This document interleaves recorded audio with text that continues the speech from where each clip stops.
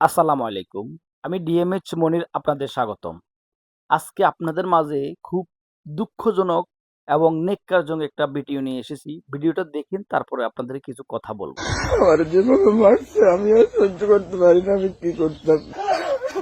এ ঘটনায় এলাকায় উত্তেজনা ছড়িয়ে পড়ে এবং সাধারণ মুসল্লিরা এ বিষয়ে সুষ্ঠু বিচারের দাবি করে। ইতোমধ্যে কোনো এক মসজিদের ইমাম সাহেব চাঁদাবাজি নিয়ে বক্তৃতা দেওয়ায় তাকে মারধর করলেন কিছু নেতারা। আমি নাম বলবো না, বাট কিছু নেতারা। প্রিয় বন্ধুরা, আপনাদের কাছে এবং জাতির কাছে আমাদের একটাই বিচার। আমাদের মসজিদের ইমাম কিংবা আলেম ওলামা আমাদেরকে তো এই সমস্ত এগুলা বলবেই। এ সমস্ত এদিন বলবে। যেটা অন্যায় এটা অন্যায়ের কথা বলবে, যেটা ন্যায় সেটার কথাও বলবে।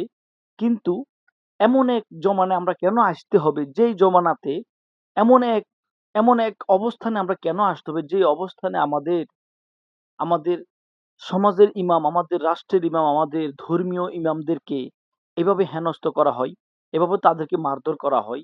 জাতির কাছে এই বিচারটাই রাখলাম। কারণ এই ইমামরাই তো আমাদের এই ইমামরাই তো আমাদের নাজাতের উসিলা হইতে পারে। এই ইমামরা তো আমাদেরকে সঠিক দিক নির্দেশনা করবেন। তো আমরা কেন এই সমস্ত ইমামদেরকে, এই সমস্ত আলেমদেরকে আমরা চাঁদাবাজির বিরুদ্ধে বক্তৃতা দেওয়ার কারণে এই ইমামকে আমরা হেনস্থ করব? কেন রে ভাই? আমরা তো মুসলমান। আমরা মুসলমান হয়ে কিভাবে আমাদের ধর্মীয় নেতাদের গায়ে এভাবে হাত তুলি? যদি আমরা মুসলমান হয়ে যদি আমাদের ভিতরে আমাদের যদি ঈমানের ওরকম শক্তি থাকে, ঈমানের ওরকম থাকে, আমরা কিভাবে একজন আমাদের ধর্মীয় নেতাদের গায়ে এভাবে এগুলার কারণে আমরা হাত তুলবো?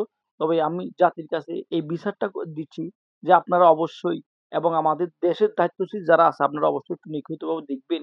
কারণ হচ্ছে কারণ হচ্ছে আমরা যেহেতু মুসলমান, যে দেশে প্রায় ৯৫% মুসলমান, সেই দেশে একজন ধর্মীয় নেতার গায়ে, একজন ইমামের গায়ে, একজন চাঁদাবাজের বিরুদ্ধে বক্তৃতা দেওয়ার কারণে একজন ব্যক্তির গায়ে এভাবে হাত তুলবে, এভাবে জনসম্মুখে তাদেরকে হেনস্থ করবে।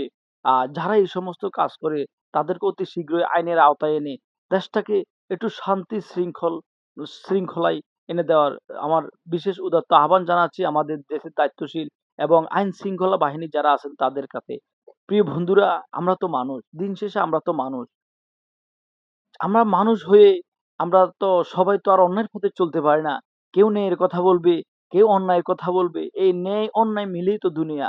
তো এই ন্যায় অন্যায়ের কথা সবাই তো আর ন্যায়ের কথা বলবে না। সবাই অন্যায়ের কথা বলবে না। সবাই ন্যায়ের পথে চলবে না, সবাই অন্যায়ের পথেও চলবে না। কেউ ভালো পথে চলবে, কেউ খারাপ পথে চলবে, কেউ ন্যায়ের পথে চলবে, কেউ অন্যায়ের পথে চলবে। কেউ হালাল পথে উপার্জন করবে, কেউ আবার হারাম পথে উপার্জন করে অনেক ভারী গাড়ি, অর্থ সম্পদ, অট্টালিকা অনেক কিছু করবে। হয়তো যাওয়ার সময় কিছু করার থাকবে না। প্রিয় বন্ধুরা, এজ এ মুসলমান হিসেবে আমরা আমাদের জায়গা থেকে অন্ততপক্ষে আমরা অতটুকু আশ্বাস রাখি এবং আমরা অন্তত আমাদের দেশে অন্তত যাতে করে এই চাঁদাবাজি কারা করে, কেন করে, কিসের জন্য করে এবং কাদের কাছ থেকে করে উপযুক্ত সাক্ষ্য প্রমাণ নিয়ে আমাদের দেশের আমজনতা মানুষের কাছে একটা আ বিচার উপস্থাপন করবেন আপনারা। আপনাদের কাছে এই উদাত্ত আহ্বানটা রাখছি। সম্মানিত আমার দেশবাসী এবং আমাদের শুভাকাঙ্ক্ষী যারা আছেন, আপনারা যদি অন্তত আমার ভিডিওটা যদি যার কাছে পৌঁছবে অন্তত, যাতে করে অন্তত এই দেশে আমরা কিন্তু দিন শেষে সবাই কিন্তু চাঁদাবাজের বিরুদ্ধে। সবাই কিন্তু আ অপরাধের বিরুদ্ধে। আমরা কেউ অপরাধের পক্ষে নাই। আমি অতটুকু আশা রাখি যারা আমরা সচেতন নাগরিক, আমরা যারা এজ এ বাংলাদেশের একজন সচেতন নাগরিক হিসেবে আমরা এটা গর্ব করে বলতে পারি।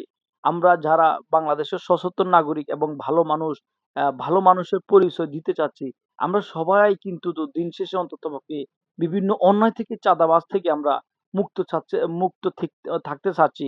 এই মুক্ত থাকার জন্য আমরা অন্তত আ নিজ জায়গা থেকে চেষ্টা করব যে যেভাবে পারেন অন্তত বিশেষ করে আইন শৃঙ্খলা বাহিনীকে বলেন, দেশের অন্যান্য দায়িত্বশীল যারা আছে তাদেরকে অন্তত সহযোগিতা করবেন।